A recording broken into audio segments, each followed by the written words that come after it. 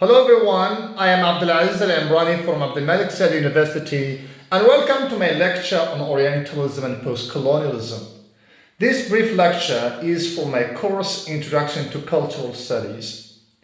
It goes without saying that Western knowledge about the Orient was intimately connected with colonialism, and of course, when we talk about the Orient, we refer to the East. The societies and peoples who inhabit the places of Asia and Africa. Colonialism not only operated as a form of military and economic domination, but also as a discourse of domination. For European colonialism, the vast continent of Africa was a haunt of savages, replete with superstitions and fanaticisms, and was held in contempt and considered cursed by God.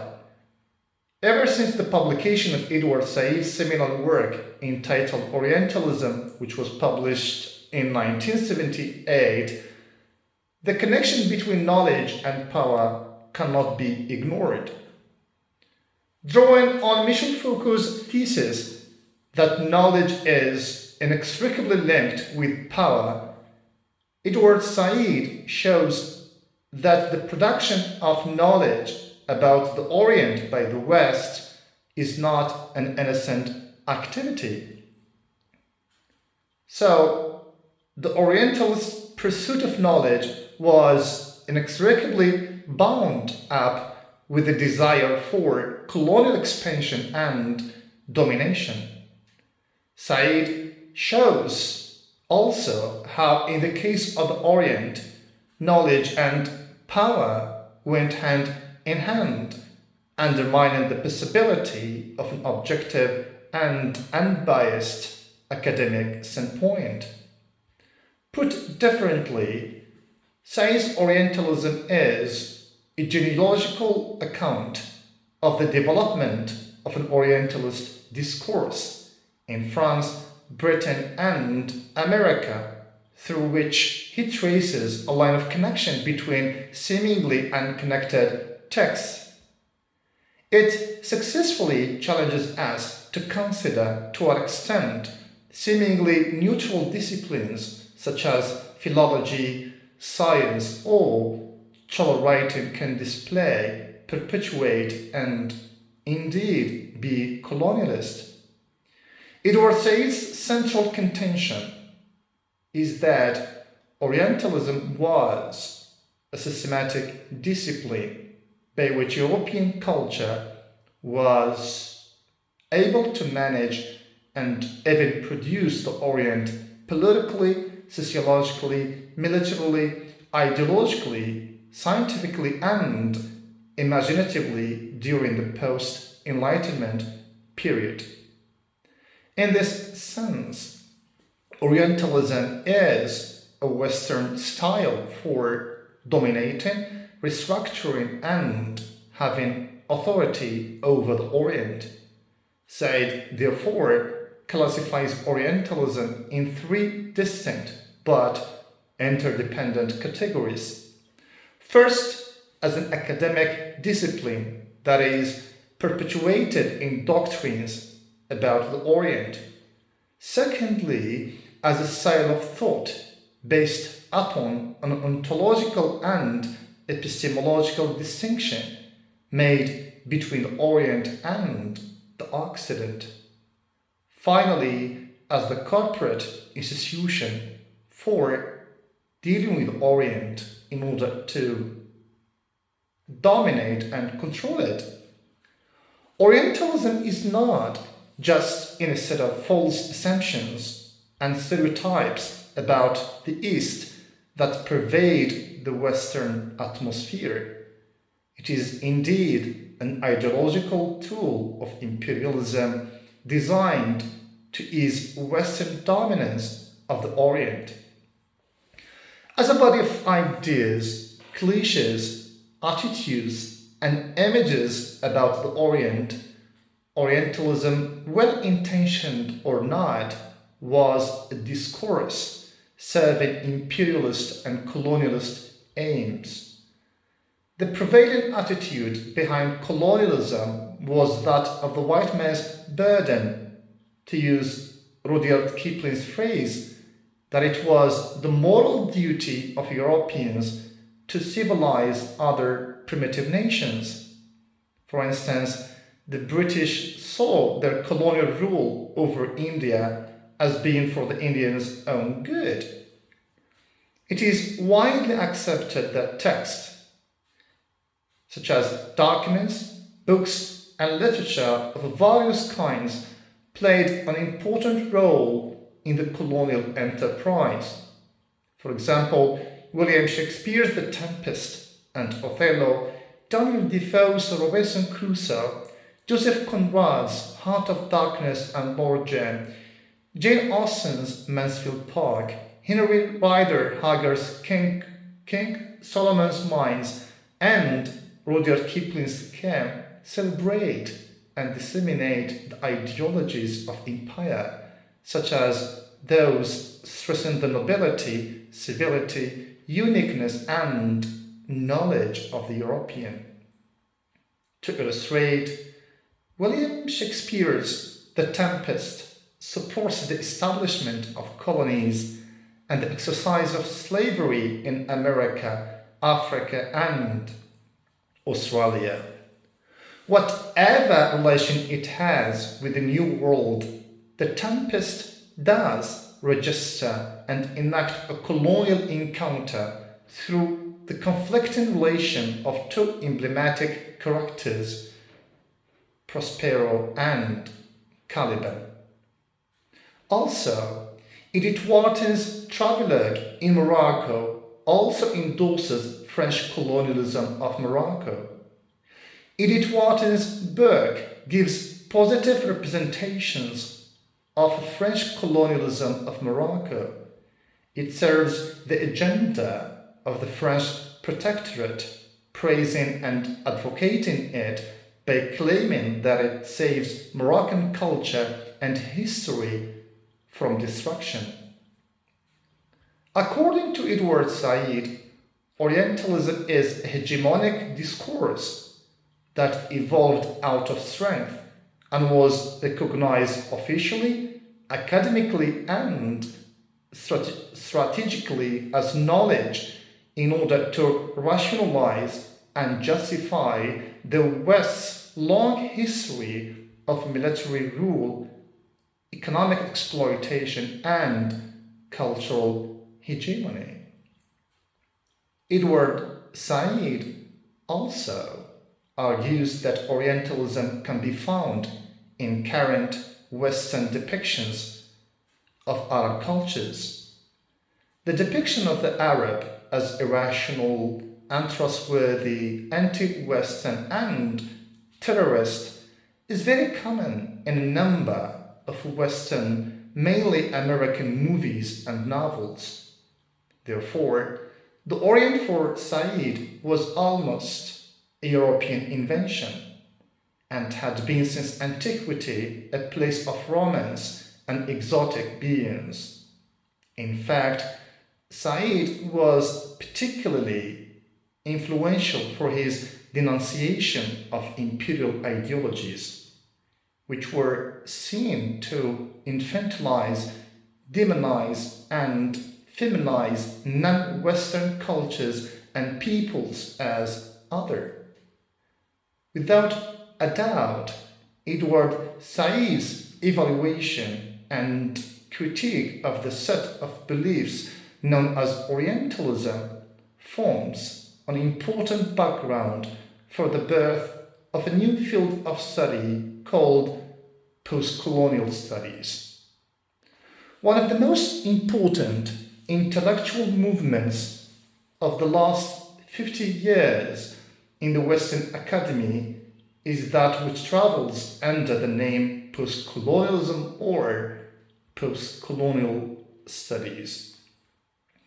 Beginning in the late 1970s and early 1980s, a field of academic study emerged, mostly associated with literary studies, which went by the name postcolonial studies.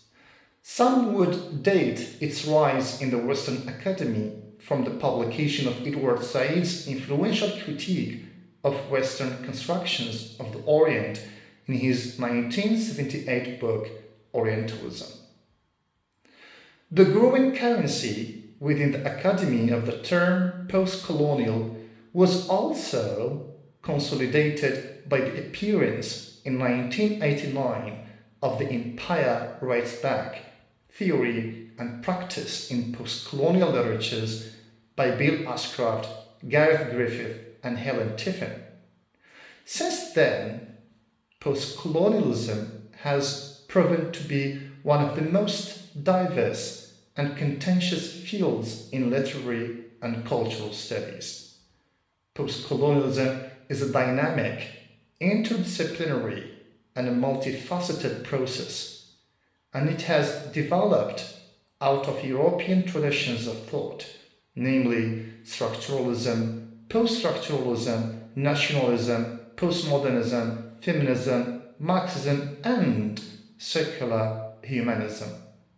Postcolonialism can be defined as a discursive study of the ideological and cultural aftermath of Western colonialism.